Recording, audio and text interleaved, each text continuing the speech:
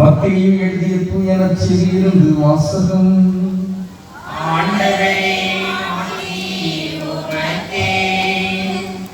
அலகு 7. அருட்தொடரிய சொற்கள் 21 முதல் 25 முடிய.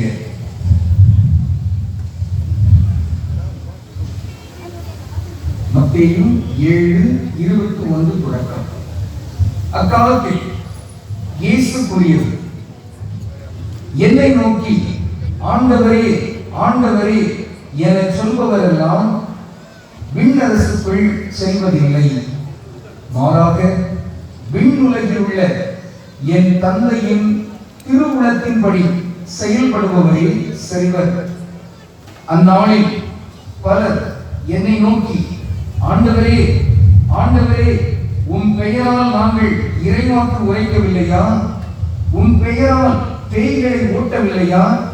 உன் பெயரால் வல்ல செயல்கள் பல செய்யவில்லையா என்பர்.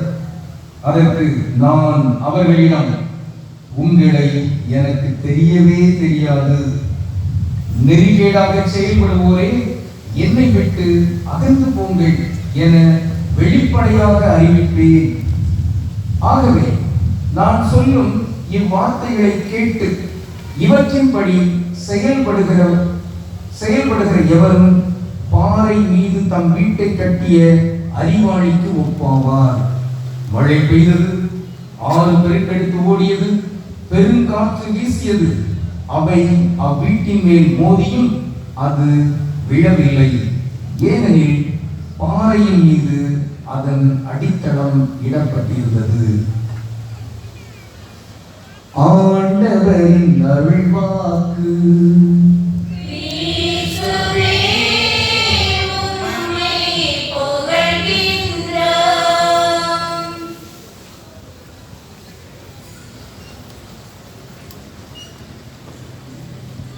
இறையேசுவே, அன்பிற்குரியவர்களே, அன்பு குழந்தைகளே, அன்பு இளைஞர்களே, அன்பு பெரியவர்களே, உங்கள் அனைவருக்கும் இந்த இனிய நாளில் நம் பங்கின் பாதுகாவலில் குழந்தை இயேசுவின் தரிசனமாய் அவர்கள் திருவிழா நேரத்தில் இந்த மாலை ஆராதனை சூழலில் இங்கு வருகை தந்து வழிபாடுகளை தலைமையேற்று சிறப்பித்திருக்கின்ற நம் மறை மாவட்டத்தின் பெருந்தகைகள், பொறுப்பாளர்கள் அவர்கள் சார்பாகவும், மூத்த தந்தையின் சார்பாகவும், நம் பங்கின் முன்னாள் இந்நாள் பங்கு பணியாளர்கள், மண்ணின் மைந்தர் அனைவரின் சார்பாகவும் இங்கு கூறியிருக்கின்ற உங்கள் அனைவருக்கும் இனிய திருவிழா நல்வாழ்த்துக்களை மகிழ்ச்சியோடு வழங்குகின்றேன். இந்த நாளில், இந்த திருவிழா சூழலில், மாலை ஆராதனை வேளையில் உங்கள் உள்ளங்களில் கிளர்ந்தெழுகின்ற ஏராளமான நல்ல எண்ணங்கள், நம்பிக்கை உணர்வுகள், இவை எல்லாமே உங்கள் வாழ்நாளெல்லாம் தொடர வேண்டும். இவற்றின் மூலமாக உங்கள் வாழ்க்கையில், உங்கள் குடும்பங்களில், உங்கள் உள்ளங்களில் புதுமைகள் பலவும் நடக்க வேண்டும் என்று உங்களோடு இணைந்து நாங்களும் மன்றாடுகின்றோம். இந்த கொரோனா காலகட்ட சூழலில் நாம் இத்தகைய முறையில் நம்முடைய திருவிழாவை கொண்டாடுவதற்கு கடவுள் திருவுளம் கொண்டிருக்கிறார். நம் பாதுகாவலில் புனித குழந்தை இயேசுவின் தரிசனமாய் அவர் பரிந்துரைத்திருக்கிறார். அவர்களுக்கு நாம் நன்றி செலுத்துவோம். இந்த நன்றி உணர்வோடு இந்த மாலை வழிபாட்டில் சிறிது நேரம் இறை செய்தியை நாம் இணைந்து சிந்திப்பதற்கு முயல்வோம். இந்த நாளில் என்ன ஒரு தலைப்பை நாம் எடுத்துக் கொள்ளலாம்? குழந்தை இயேசுவின் தரிசனமாய் அவர்கள் வாழ்க்கையை நாம் ஆய்ந்து பார்க்கின்ற பொழுது பல்வேறு வகையான கோணங்களிலே நாம் சிந்தித்திருக்கிறோம். இன்று ஒருவேளை இந்த ஒரு தலைப்பை எண்ணி பார்க்கலாமா என்று எனக்கு தோன்றியது. காரணம், இந்த முறைதான் இன்று மாலை ஆராதனைக்கு வந்து ஒரு அறுவடை கொடுப்பதற்கு ஒரு வாய்ப்பு கிடைத்தது. மணியார் மணியாருக்கு வந்ததுக்கு அப்புறம் ஒவ்வொரு ஆண்டுகளும் வந்திருக்கேன். ஆனா இப்போ அந்த நவநாட்டில் ஒரு நாள் வந்து ஒரு அறுவடை கொடுத்து விட்டு அப்படியே விவிலிய விழாவிலே இருக்கும். நீங்க பார்த்துருக்கீங்க நினைக்கிறேன். அப்போ அங்கே பல குழுக்களாக சேர்த்து செய்திருக்கீங்க. ஆனால் இந்த முறை இத்தகைய ஒரு வாய்ப்பு கிடைத்திருக்கிறது. கடவுளுக்கு நன்றி. இன்று இந்த ஒரு தலைப்பு பொருத்தமாக இருக்குமா என்று நாம் எண்ணி பார்க்கலாம். அது என்ன? நன்மையே இறைமைக்கு இருப்பிடம். சொல்லுங்க பார்ப்போம். நன்மையே இறைமைக்கு இருப்பிடம். அதோடு இணைந்த ஒரு தலைப்பு என்னவென்றால் பொறுமையே புதுமைக்கு அடித்தளம். சொல்லுங்க. புதுமைக்கு அடித்தளம். அருமை. அப்போ நன்மை பொறுமை. நன்மை எங்கெல்லாம் நடைபெற்றுக் கொண்டிருக்கிறதோ அங்கே இறைவன் இருக்கிறார். இறைவன் இருக்கிறார். எனவே இறைமைக்கு இருப்பிடம் என்பது நன்மைதான். அதை போன்று பொறுமை என்பது அதுதான் புதுமைக்கு அடித்தளம். நாம் பல்வேறு வகையான வேண்டுதல்கள், ஈகங்கள், நோன்புகள், திருத்தல சந்திப்புகள் இவையெல்லாம் செய்யலாம். ஆயினும் அவற்றையெல்லாம் விடவும் மேலான முதன்மையான ஒன்று இருக்கிறது என்றால் அதுதான் பொறுமை. இதையும் நாம் சிந்திக்கலாம். நன்மை பொறுமை இந்த இரண்டையுமே இரண்டு கண்களாக ஏற்றிக்கொண்டு இந்த நாளில் இணைந்து சிந்திப்பதற்கு முயல்வோம். முதலில் இந்த இறைமைக்கு அடித்தளமாக இருக்கக்கூடியது நன்மை. இந்த நன்மை தொடர்பாக குழந்தை இயேசுவின் தெரசம்மாள் அவருடைய வாழ்க்கை வரலாறு எல்லாமே நன்மை நிறைந்ததுதான். எனவேதான் அவருக்கு புனிதர் பட்டம் கிடைத்திருக்கிறது. அவருடைய பெற்றோருக்கு கூட புனிதர் பட்டம் கொடுக்க வேண்டும் என்கின்ற முயற்சி மேற்கொள்ளப்பட்டுக் கொண்டு வருகிறது. இதெல்லாம் மிக சிறப்பு.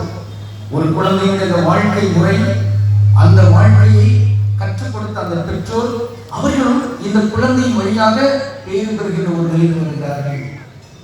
ஆக இந்த வகையில் இந்த நன்மை தொடர்பாக சிந்திக்கையில் ஒரு 5 கருத்துகள் நம்முடைய மனத்தை தொடுகின்றன. அந்த கருத்துகள் என்ன? முதலில் நாம் நன்மைக்கு எதிரானவற்றை செய்யக்கூடாது. குழந்தை இயேசுவின் தெரசம்மாள் நன்மைக்கு எதிரான தீமைகளை ஒருபோதும் செய்ததில்லை. ஆனால் குழந்தையாக இருக்கிறது கொஞ்சம் சுட்டி தனம் செய்திருக்கிறாங்க. அதை நாம் சிந்தித்திருக்கிறோம். என்ன சொல்லித்தான் அதை அவர்களுடைய அந்த ஏட்டிலேயே நான் குறிப்பேட்டிலேயே குறித்து வைத்திருக்கிறாங்க. நான் சின்ன பிள்ளைக்கு போது அவ்வளவு நல்லவங்களா இல்லை அப்படிங்கிற மாதிரி குறிச்சிருக்காங்க. எதற்காக? அவங்க வீட்டுல படியிலிருந்து அப்படியே கீழே இறங்கி வருவாங்க.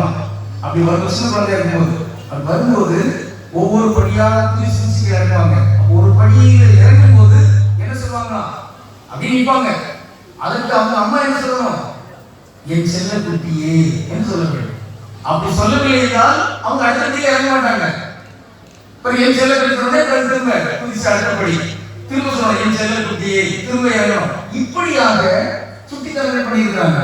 அதை அவங்க பதிவு செய்திருக்கிறாங்க. அம்மா நல்லா இருந்தாலும் எப்படி இருந்திருக்கிறேன் என்று. ஆனால் உலகமாக யாருக்கும் தீமை செய்ய வேண்டும் என்கிற ஒரு எண்ணத்தை அவர்கள் கொண்டதில்லை. எனவே நான் நன்மைக்கு எதிரானவற்றை அவர்கள் ஒருபோதும் செய்வதில்லை என்று நாம் அவருடைய வாழ்க்கை வரலாற்றை பார்க்கிறோம். நன்மைக்கு எதிரானவற்றை நாம் செய்யக்கூடாது. இறைவன் இயேசு வாழ்நாள் முழுவதும் அறிவித்திருக்கிற அந்த செய்தி தீமையை செய்யக்கூடாது என்பதுதானே. அதற்காகத்தான் நமக்கு கட்டளைகள் தரப்பட்டுள்ளன. 10 கட்டளைகளில் இருக்கிற அந்த செய்திகள் பரவும் இதை செய்யக்கூடாது என்பதாக அந்த அமைந்திருக்கின்றன. ஆக இந்த தீமையை செய்வது என்பது அது முறையன்று. அந்த தீமை பல வகைகளிலே கண்ணோட்டங்களில் நாம் பார்க்கலாம். தன்னலத்தின் அடிப்படையில் செய்யப்படுகிற ஒவ்வொன்றுமே தீமைதான். எனவேதான் அந்த பெரும் பணக்காரர் அவர் மற்றவர்களை பற்றியெல்லாம் கவலைப்படாமல், பொது நலத்தை பற்றியெல்லாம் கவலைப்படாமல், இப்பொழுது எனக்கு நிறைய விளைந்திருக்கிறது, நிறைய லாபம் பொருட்கள் இருக்கிறது, நான் என்ன செய்வேன் என்று சொல்கிற பொழுது நான் என்னுடைய களஞ்சியத்தெல்லாம் பிடித்து பெரிதாக்குவேன். அப்பொழுது என் நெஞ்சிடம் சொல்வேன், நெஞ்சே நீ இன்புற்றிரு, உனக்கு பல ஆண்டுகளுக்கு தேவையான எல்லாம் இங்கு இருக்கின்றன. அப்பொழுது கடவுள் என்ன சொல்வார்? அறிவிலியே, இந்த இரவு உன் உயிர் போக போகிறதுப்பா. இப்ப யாருக்கு இது? எனவே இந்த தீமை என்பது அது ஏதோ நம்ம கொலை செய்துட்டோம் அல்லது ஒரு விபச்சாரம் செய்துட்டோம் அல்லது வேற இவைதான் என்று மட்டுமன்று, இவற்றையும் கடந்து தன்னலத்தோடு தன் வாழ்வு தன் எதிர்காலம் என்று மட்டுமே இருப்பதும் அது தீமைதான். அந்த தீமை விளைவு இறைவன் இயேசு சுட்டி காட்டுகிற அந்த ஊமையில் வருகிற அந்த செய்திதான். எனவே முதல் கருத்தாக நாம் சிந்திக்க வேண்டியது நன்மைதான் இறைமைக்கு இருப்பிடம் என்றால் இங்கு நன்மைக்கு எதிரான அந்த தீமை தகர்க்கப்பட வேண்டும், நிறுத்தப்பட வேண்டும் என்பது முதல் கருத்து. இரண்டாவதாக இந்த தீமை செய்கிறார்களே, நன்மைக்கு எதிரானவர்களாக இருக்கிறார்களே, நன்மைக்கு எதிரானவற்றை தடுக்காமல் இருப்பதும் குற்றம். தடுக்க வேண்டும் என்பதுதான் நன்மை. நம்மோடு வாழ்ந்து கொண்டிருக்கிறார்கள் பலர். நாம் நல்லாவே இருக்கிறோம். ஞாயிற்றுக்கிழமை கோயிலுக்கு வர்றோம், குடும்பத்தோடு வருகிறோம், நன்மை எடுக்கிறோம், அருமை திருவிழா கொண்டாடுகிறோம், இவையெல்லாம் சிறப்பு. நல்ல வார்த்தைகளை பேசுகிறோம், நல்ல செயலை செய்கிறோம், உதவி செய்கிறோம். ஆனால் பக்கத்து வீட்டிலே அங்கு பல வகையான சிக்கல் இருக்க நம்ம கோயிலுக்கே வருவதில்லை. அவங்க குடி அடி தடி என்கின்ற அந்த வகையிலே போய் கொண்டிருக்கிறாங்க. அவர்களுக்கான அந்த வாழ்வு மீட்பு என்ன, அதை பற்றி நாம் கவலைப்படாமல் அந்த தீமைகளை நாம் தடுத்து நிறுத்துவதற்கு முயலாமல் இருப்பதும் இங்கு நன்மைக்கு எதிரான ஒரு குற்றமாக அமைந்துவிடும். அதனால்தான் இன்னைக்கு தமிழக அரசு அதை டாஸ்மாக் கடை என்று வைத்துக் கொண்டு இங்கு மக்கள் பலரையும் குடிப்பதற்கான வாய்ப்பை உருவாக்கி கொண்டிருக்கிறதே. நான் குடிக்கல, நான் நல்லா இருக்கிறேன் என்று மட்டும் ஒருவர் தப்பித்துக் கொள்ள முடியாது. குடிப்பதற்கு வாய்ப்பை ஏற்படுத்தி இந்த அமைப்பை தடுப்பது எது, யார் தடுக்க வேண்டும் என்கிற கேள்விகள் இங்கு எழுதுகின்றன. ஒரு எடுத்துக்காட்டு இதை கொண்டு பலவும் இந்த கொரோனா காலகட்டத்தில் கூட இந்த இயற்கை சுரண்டுகின்ற அல்லது மதவெறித்தனத்தோடு செயல்படுகின்ற பல்வேறு வகையான செயல்பாடுகள் நடந்து கொண்டிருக்கின்றன. இவற்றெல்லாம் உன்னிப்பாக கவனித்து உரிய நேரத்தில் தடுக்க வேண்டிய நம்முடைய கடமை தானே. நாங்க தீமை செய்யல, நாங்க மதவெறியா இல்ல, நாங்க இயற்கை சுரண்டல, அதனால நாங்க நன்றாக இருப்போம். இன்னல்ல, இந்த சமூகத்தில் நடக்கின்ற ஒவ்வொரு தீமையும் எதிர்த்து போராட வேண்டியது நம்முடைய கடமை. எனவேதான் பேராயர் ஆஸ்கார் ரொமேரோ அவர் புனிதராக அறிவிக்கப்படுகிறார். காரணம் என்ன? அமெரிக்க ஏகாதிபத்தியத்தினால் அங்கு எல்சல்வடோர் நாட்டிலே மக்கள் அங்கு அடிமைப்படுத்தப்பட்டு கொல்லப்பட்டுக் கொண்டிருந்தார்கள். இதை எதிர்த்து போராடும் குருக்கள் உட்பட பலருமே அங்கு சித்திரவதை செய்யப்பட்டார்கள். அந்த நேரத்தில் தான் ஆயராக ஆஸ்கார் ரொமேரோ அவர் முன் வருகிறார். பக்தி என்பது கண்களை மூடி ஜெபிப்பது மட்டுமல்ல, கண்களை கூடாக்குகின்ற அளவுக்கு சமூகத்தில் நடக்கின்ற தீமையை எல்லாம் எதிர்த்து போராடுவதும் பக்தி என்ற ஒரு முழக்கத்தை முன்வைத்து அவர் செயல்படுகிறார். அந்த செயல் அது சொல்லாத மட்டுமல்ல, செயலாக நடக்கிறது என்று அவர் புரிதலாக முயல்கிறார். இப்படிப்பட்ட நிலையில் தான் நாம் இந்த நன்மைக்கு எதிரானவற்றை நாம் தடுக்க வேண்டும் என்பது ஒரு நன்மை. மூன்றாவதாக நாம் நன்மை செய்ய வேண்டும். நன்மை செய்ய வேண்டும். நாம் நன்மை எடுக்கிறோம். பிள்ளைகள் எல்லாம் புது நன்மை எடுக்கிறார்கள், முதல் நன்மை எடுக்கிறார்கள். திருப்பதியில் நாம் நன்மை எடுக்கிறோம். நன்மை, அந்த நன்மை எடுப்பதெல்லாம் எதற்கு? நாம் ஆற்றல் பெறுவதற்கு. எதற்கான ஆற்றல்? நன்மை செய்வதற்கு. நன்மை செய்ய வேண்டும். இந்த குழந்தை இயேசுவின் தெரசாள் தான் நன்மை செய்வதற்கு இயலாமல் படுக்கையாக நோயாக இருக்கின்ற பொழுது தன்னுடைய ஜபத்தினால் நற்செய்தி அறிவிக்கின்ற அளவுக்கு நன்மை செய்கிறார்கள். எனவே பிரான்சிஸ் சபையாருக்கு இணையாக ஈடாக இவர் நற்செய்தி அறிவிப்பு நாடுகளின் பாதுகாவலர் என்ற அளவுக்கு உயர்த்தப்படுகிறார்.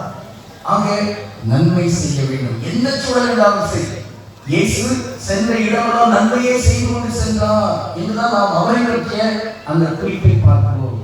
எனவே நன்மை செய்ய வேண்டும். நன்மை செய்யாமல் பொருட்படுத்தாமல் இருக்கக்கூடாது. ஏழை நாசர் பணக்காரர் அந்த ஊரில் என்ன செய்து வருகிறது? அந்த ஏழை நாசருக்கு எதிராக அந்த பணக்காரர் எந்த தீமையும் செய்ததாக வரலாற்று குறிப்பு இல்லை. அவர் ஏதாவது சித்தப்படுகிறாரா? அவருடைய நிலத்தில் குடிக்கிட்டாரா? இல்லை. ஆனால் என்ன, தான் சாப்பிடும் போது சாப்பிடாமல் இருக்கிற ஒருவருக்கு சாப்பாடு கொடுக்கல. தான் நல்ல விலையிலிருந்து உடைகளை எல்லாம் உடுத்திருந்த பொழுது இந்த உடை இல்லாமல் புண்களை கூட நாய்கள் நக்குகின்ற அளவுக்கு அவர் உடை இல்லாமல் இருக்கிற அவருக்கு உடை கொடுக்க வேண்டும் என்கிற எண்ணம் கொண்டிருக்கவில்லை. எனவே அவர் நரகத்துக்கு செல்கிறார். இவர் ஆபராவின் மடியில் அமர்ந்திருக்கிறார். இதுதான் அந்த உருவை பார்ப்போம். எல்லாம் இயேசு இந்த நன்மை தொடர்பாக அவர் முன்வைக்கின்ற அந்த அந்த ஒரு கோட்பாடு, அந்த ஒழுங்குமுறை, அது என்ன? இறுதி தீர்ப்பின் போது அங்கு மாநில மகன் கேட்பார். என்ன கேட்பார்? நான் பசியாக இருந்தேன், எனக்கு நீங்கள் உணவு கொடுக்கவில்லை, அல்லது எனக்கு உணவு கொடுத்தீர்கள். இதன் அடிப்படையில் தான் தீர்ப்பு. அங்கு உணவு கொடுத்தால் நீங்கள் விண்ணகம், உணவு கொடுக்கவில்லை என்றால் நீங்கள் பாதாளம், நரகம் என்பதாக சொல்கிறார். ஆண்டவரே, நாங்க எப்போ நீங்கள் பசியா இருக்கிறத கண்டோம், உணவு கொடுத்தோம், அல்லது இவங்க எதிர் வகையான உணவு கொடுக்கல அப்படின்னு கேட்கும்போது இயேசு சொல்றாரு, அந்த மாநிலம் என்ன சொல்றாரு? ஆமா, ஏழைகளுக்கு நீங்கள் இதையெல்லாம் செய்தீர்களோ அவற்றையெல்லாம் எனக்கு தான் செய்தீர்கள், எனக்கு செய்தது போன்று என்பது அல்ல. ஒரு ஏழைக்கு நீங்கள் உணவு கொடுக்கிற போது அது எனக்கு உணவு கொடுத்தது மாதிரி தான், போன்றதுதான். அப்படி கிடையாது. எனக்கு தான் உணவு கொடுத்தீங்க, அப்படி நான் உணவு கொடுக்கப்படவில்லை என்றால் எனக்கு தான் உணவு கொடுக்கிறேன், நான் தான் செத்துக் கொண்டிருக்கிறேன், நான் தான் பசியாக இருக்கிறேன் என்று ஒரு செய்தி அழுத்தமாக சொல்கிறார். அந்த வகையில் நாம் நன்மை செய்ய வேண்டும் என்று மூன்றாம் கருத்தாக இருக்கிறது. நான்காம் கருத்து அது என்ன? நன்மையை தடுக்கக்கூடாது. நம்முடைய பிள்ளைகளுக்கெல்லாம் கேட்ட அழகா சொல்லுவாங்க, இந்த சிறுவழி இயக்க பிள்ளைகள் என்ன சொல்லுவாங்க? தீமை செய்வது பெரிய பாவமா, தீமையை தடுக்காமல் இருப்பது பெரிய பாவமா, நன்மை செய்யாமல் இருப்பது பெரிய பாவமா, நன்மையை தடுப்பது பெரிய பாவமா? என்ன சொல்றீங்க? எது பெரிய பாவம்? நன்மையை தடுப்பது. தூயாவிற்கு எதிரான பாவத்தை இப்படி நாம் புரிந்து கொள்ளலாம். மற்ற பாவங்களால் கூட ஒருவேளை மன்னிக்கப்படலாம். ஆனால் நன்மை நடக்கிறது, அதை தடுப்பது என்பது பெரும் குற்றம் என்ற வகையிலே இந்த நிலையில் நாம் இந்த செய்தியை புரிந்து கொள்ள வேண்டியிருக்கிறது.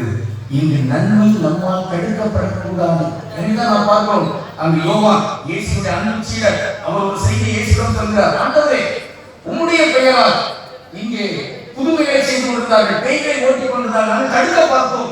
ஏதோ ஒரு வீராப்போடு ஒரு கதவாய் தன்மையோடு சொல்கிறார். அப்படி இயேசு சொல்கிறார், தடுக்காதீர்கள், தடுக்காதீர்கள். நன்மை செய்கிற அத்தனை பேருமே நம்மை சார்ந்தவர்கள் தான். நம்மை சார்ந்தவர்கள் நமக்கு எதிராக போக மாட்டார்கள். நன்மை நடக்கட்டும். எங்க நடந்தால் என்ன? எங்க வீட்டில் நடக்கணும், என்னால்தான் நடக்கணும், எங்க பங்கு நடக்கணும், எங்க மதத்தில் நடக்கணும், அப்படி கிடையாது. எங்கும் நடக்கட்டும், எல்லா மதங்களையும் நடக்கட்டும், எல்லா ஊரையும் நடக்கட்டும், எல்லா குடும்பங்களையும் நடக்கட்டும், எல்லா வழியாகவும் நடக்கட்டும். ஆக இந்த வகையில் தான் இந்த நன்மையை நாம் தடுக்காமல் இருக்க வேண்டும். எங்கும் நடக்கட்டும். தூயாவியார் எங்கும் செயல்படுவார், இறைவன் இயேசு எங்கும் செயல்படுவார். அதுவும் இயேசுவின் பெயரால், இறைமையின் பெயரால் அங்கு நடத்தப்படுகிற நன்மைகள் தடுக்கப்படக்கூடாது. குழந்தை இயேசுவின் தரிசனமாய் தன்னுடைய பெயரையே குழந்தை இயேசுவின் என்கிற அந்த பெயரை ஏற்றிருக்கிறார். அதாவது ஒரு சிறப்பு பட்டமாக கூட அமைந்திருக்கிறது. அந்த குழந்தை இயேசுவின் பெயரால் இவர் செயல்படுகிறார். இந்த குழந்தை இயேசு எதை விரும்புகிறாரோ அதை எவர் செய்தாலும் சரி அவர்களை நாம் தடுக்கக்கூடாது என்பது இங்கே கிடைக்கிற ஒரு செய்தியாக இருக்கிறது. ஆண்டவரே, உம்முடைய பெயரால் நாங்கள் பேய்களை ஓட்டினோம், நாங்கள் நற்செய்திட்டோம், இப்படி பெயர்களெல்லாம் சொல்கிறார்கள் நற்செய்தியிலே. அவர்கள் வாய் சொல்லியிருக்காங்க.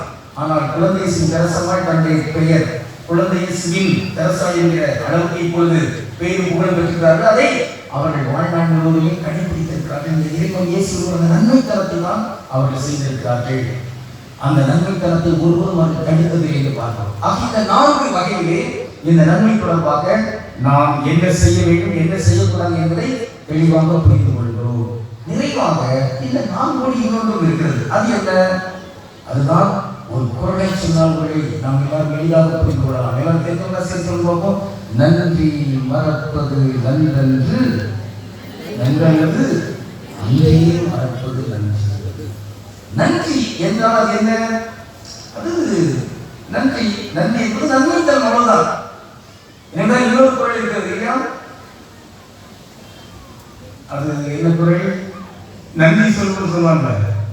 என் நன்றி கொண்டாருக்கும் உய்வுண்டாம், உய்வில்லை செய்நன்றி கொண்ட மகன். நமக்கு ஒருத்தங்க ஒரு நன்றி செய்திருக்காங்க. நன்றி தான் நன்மை. எனக்கு ஒரு உதவி செய்திருக்கிறாங்க, ஒரு நன்மை செய்திருக்காங்க. அந்த நன்மை தரத்தை நான் மறந்துவிட்டேன் என்றால் உய்வதற்கு வாழ்வில்லை, நாம் தொலைந்தோம், அவ்வளவுதான். மற்ற எல்லா நன்மை தரங்களையும் மறக்கலாம். ஆனா என் நன்றி தான் நன்றி சொல்றது என்பதல்ல. நன்றி என்பது நன்மை. ஆக அந்த நன்மை தான் இப்போ அறம் பல வகைகளிலே இருக்கிறது.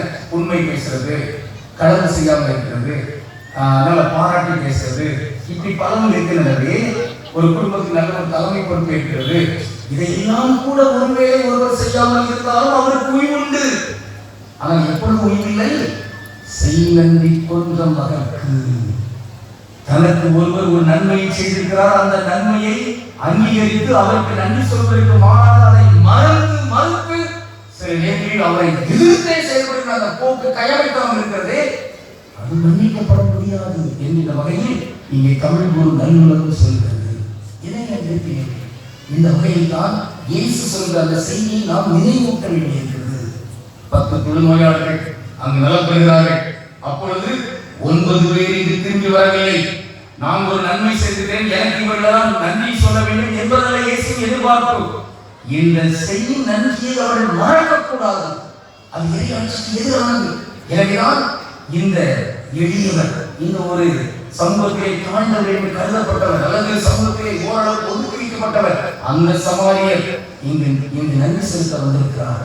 ஆனால் மற்ற ஒருவர் வரவில்லையா என்று கேள்வி எழுப்புகிறார். ஆக ஒருவேளை நன்மையை தடுப்பது என்பது பெரும் குற்றமாக நாம் அறிந்திருக்கிறோமே, அதை விடவும் ஒரு பெரிய குற்றம் உண்டு என்றால் அது இந்த செய்நன்றி மறக்கத்தான். எனவே நாம் நம்மோடு வாழ்ந்து கொண்டிருக்கிறவர்கள் நமக்கு உதவி செய்திருக்கிறார்கள், நன்மை செய்திருக்கிறார்கள், அதை மறந்துவிடக் கூடாது. நன்மையை உருவான இறைவன் நமக்கு ஒவ்வொரு நாள் நன்மைகளை செய்து கொண்டிருக்கிறார். அந்த நன்மையை நாம் மறந்துவிட முடியாது. நன்றி நன்றி நன்றி என்பதுதான்.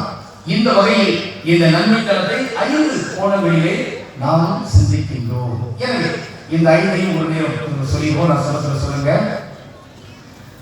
நன்மைக்கு எதிரானவற்றை செய்ய மாட்டோம்.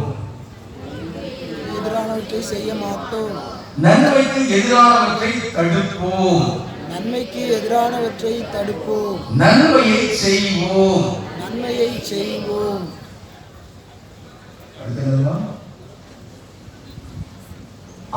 நன்மையை தடுக்க மாட்டோம்.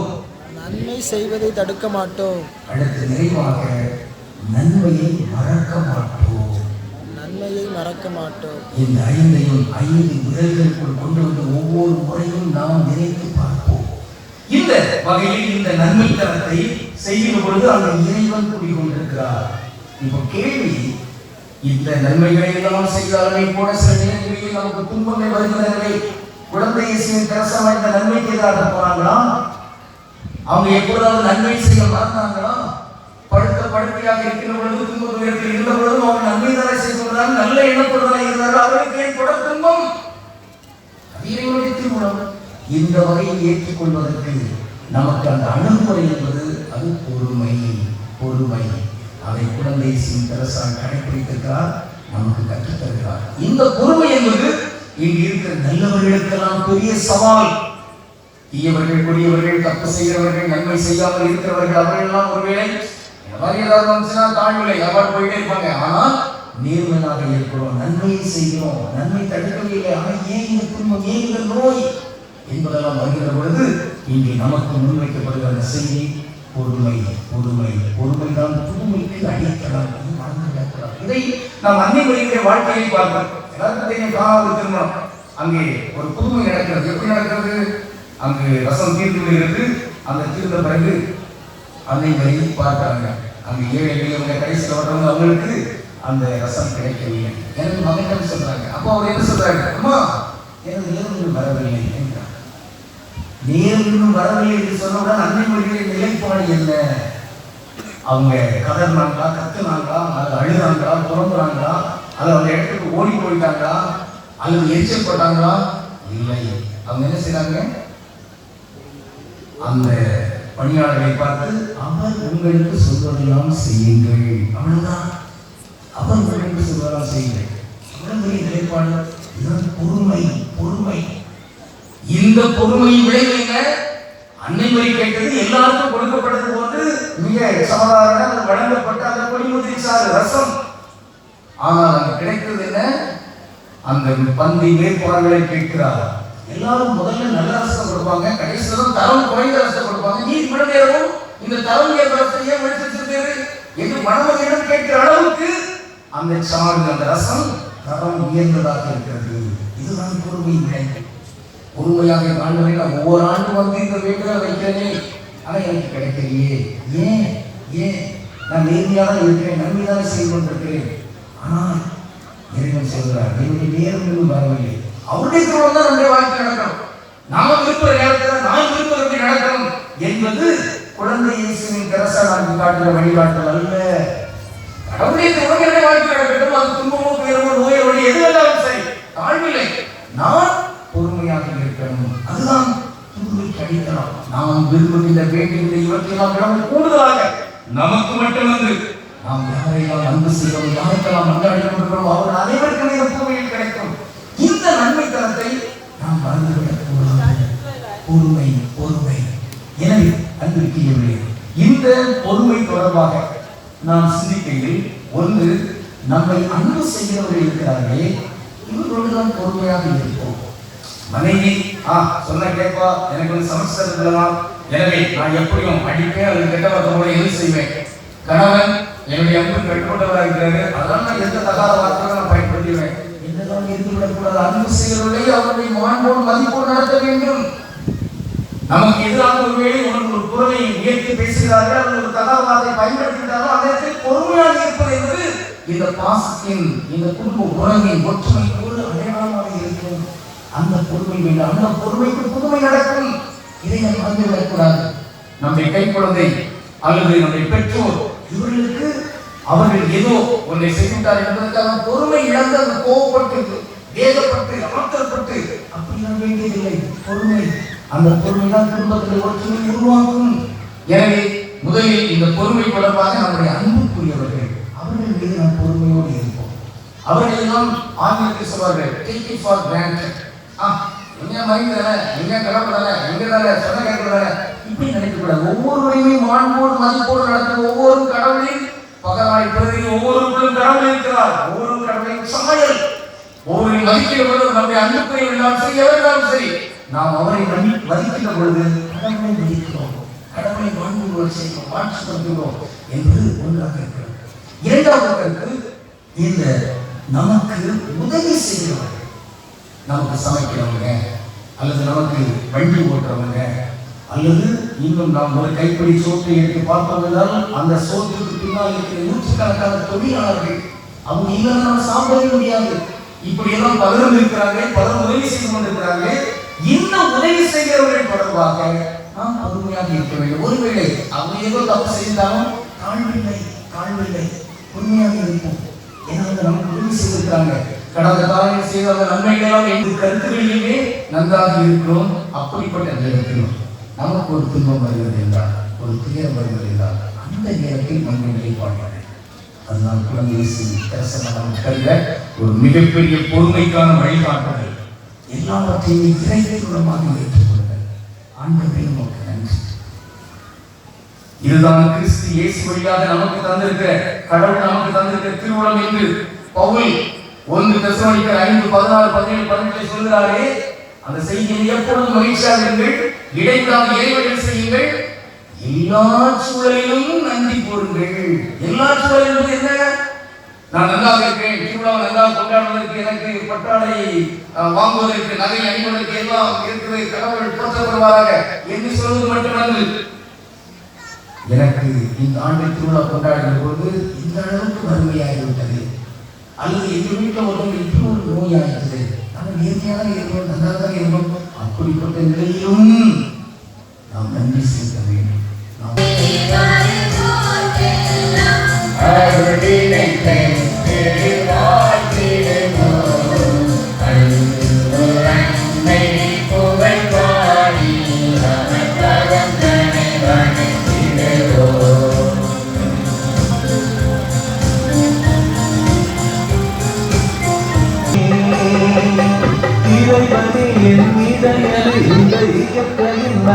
இயக்கமே என் தேவனே, என் தலைவனே, பறந்து இந்த உலகம் படைத்து சிறந்த படைப்பாய் என்னை கண்ட தேவனே, என் ஜீவனே, பறந்து இந்த உலகம் படைத்து சிறந்த படைப்பாய் என்னை கண்ட தேவனே, என் ஜீவனே, அமைதி தேடி அலையும் நெஞ்சமே,